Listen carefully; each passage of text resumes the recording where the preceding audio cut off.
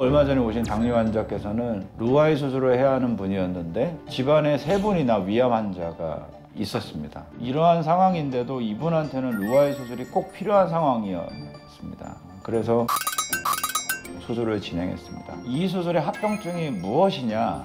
가장 많이 제가 받는 질문입니다. 누구나 경험하는 문제는 안녕하세요. 굿라이프 구독자 여러분, 저는 당뇨를 수술로 치료하는 외과 의사 김종민이라고 합니다.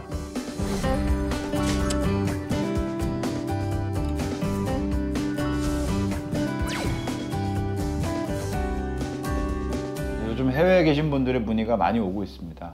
특히 미국에 살고 계신 교민분들의 문의가 제일 많은데요. 어떤 문의가 있었냐면 미국 현지 의사한테 루아이 수술을 권유받았다는 내용이었는데, 근데 제 유튜브를 보시고는 위암에 대한 이 모니터링, 내시경에 문제가 있다는 걸 아시고는 12지장 우회술로 바꿔서 수술할 수 없겠냐, 위내시경을 하는데 문제없게 하고 싶다는 내용이었습니다. 실제로 저희 병원으로 오셔서 또 12지장 우회술로 진행한 사례가 있었는데요. 이분은 또 따님이랑 같이 오셔서 따님도 12지장 우회술을 같이 해드린 경우로 기억이 납니다. 교민 1세대, 2세대 분들의 경우는 한국인의 특성을 그대로 갖고 있어서 위암이 많은 편입니다. 그런 점을 감안해서 수술을 해드렸고요. 또 얼마 전에 오신 당뇨 환자께서는 루아이 수술을 해야 하는 분이었는데 집안에 3분이나 위암 환자가 있었습니다. 이러한 상황인데도 이분한테는 루아이 수술이 꼭 필요한 상황이었습니다. 그래서 이분께는 음식물이 지나지 않은 아래쪽 위, 내시경이 잘 들어가지 못한 아래쪽 위를 모두 절제하고 루아이로 진행하는 절제형 루아이로 수술을 진행했습니다. 이렇게 해외에서 사시지만 한국인의 특성을 그대로 가지고 있는 분들에 대한 접근은 다를 수밖에 없습니다. 저희 병원은 또 패스트 트랙을 운영하고 있어서 홈페이지나 유튜브 또는 SNS 상에서 상담을 하시면 현지에서 검사한 내용을 점검해서 치료 일정을 잡아드리고 있고, 또 수술 후에는 자주 오실 수 없기 때문에 제 개인 연락처로 현지에서의 검사 결과, 또 하고 계신 식사 습관, 운동량 등을 원격으로 체크해서 진료하고 있습니다.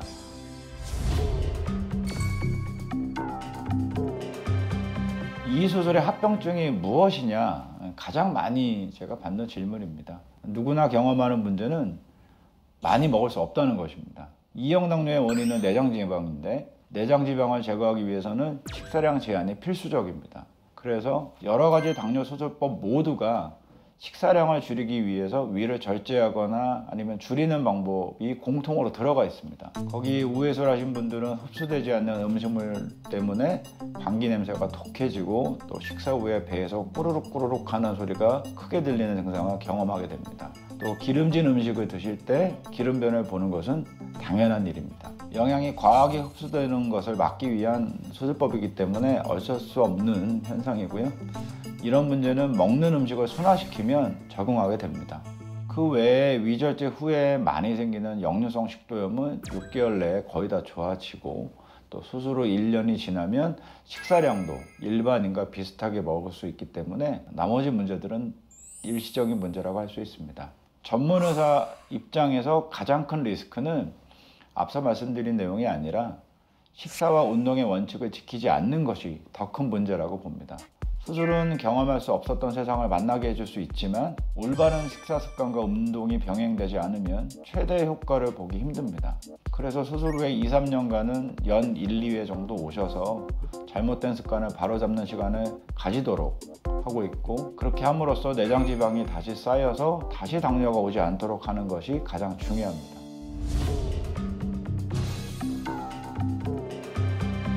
먼저 당뇨 수술의 국민건강보험 적용 기준을 다시 말씀드리면 BMI 27.5 이상에 조절되지 않는 2형 당뇨일 때입니다. 이런 대상자는 2형 당뇨의 치료 목적으로 수술이 진행이 되고 진단명도 당뇨라고 적습니다.